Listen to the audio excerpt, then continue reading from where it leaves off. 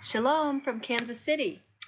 Though many struggle with the thought of placing their faith, hope, and trust in a God that they might find hard to believe because they can't see him or even fully understand, there are many things that we are willing to place our faith in without seeing or comprehending. Even if someone has, a basic understanding, we still don't fully understand every facet of how an airplane works. I just came here in an airplane, and more often, you've never set eyes on the pilot or the air traffic controllers or the many other people that are entrusted with your safety on that flight. But we have enough faith to get on that airplane and be transported 30,000 feet above the earth. And we all know that in the back of our minds that one day our time on earth will come to an end. But we have no idea when or how this will occur. But each day by faith, we set our course believing that our lives are going to continue. We don't know when that day will come, but when it comes to God, who has proven himself in creation, in science, in history, throughout archaeology, prophetically, and the list goes on. For many, it seems too hard to grasp, to place their faith in him. But this is what faith is, and we read this in Hebrews 11, verse 1. Faith shows the reality of what we hope for. It is the evidence of things we cannot see. So Jesus spoke about this in his conversation with Thomas in John chapter 20, verse 29. Jesus said to him, "Thomas, because you have seen me, you have believed. Blessed are those who have not seen and yet have believed." In Psalm 89, the author, who is Ethan, he couldn't understand, the promises that God made to David in the Davidic covenant that to him, seemingly were neglected by God.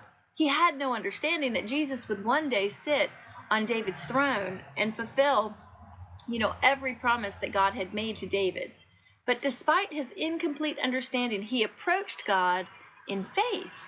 And we read this in Psalm 89, verses 1 to 4. "I will sing of the mercies of the Lord forever. With my mouth I will make known your faithfulness to all generations. For I have said, mercy shall be built up forever. Your faithfulness you shall establish in the very heavens. I have made a covenant with my chosen. I have sworn to my servant David. Your seed I will establish forever and build up your throne to all generations." He reminds God of his promises in verses 3 and 4. He then goes on to remind God that he is always faithful to keep his word. "My covenant I will not break, nor alter the word that has gone out of my lips. Once I have sworn by my holiness, I will not lie to David. His seed shall endure forever, and his throne as the sun before me." The psalmist Ethan then clearly states that what he sees simply makes no sense to him.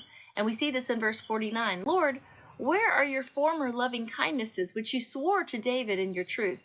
Despite this, he concludes in verse 52 with, "Blessed be the Lord forevermore. Amen and amen."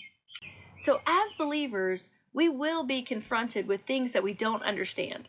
And we need to remind ourselves of God's promises from his word, his goodness, his faithfulness, and that what God says will always come into fruition in his timing and in his way. This is why we can trust in God amidst the chaos of the world and everyday life. This is why we don't need to fear for our lives, for they're in his hands. As Moses wrote in Psalm 90, verse 12, "So teach us to number our days, that we may gain a heart of wisdom."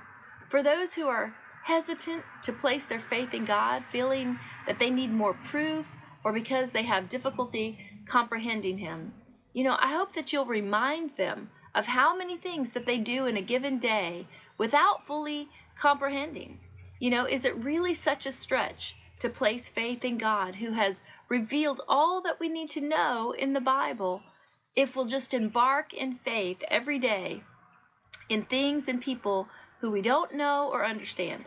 Faith will lead to freedom, and that's what it does. And who the Son has set free is free indeed. God bless you this day. Shalom.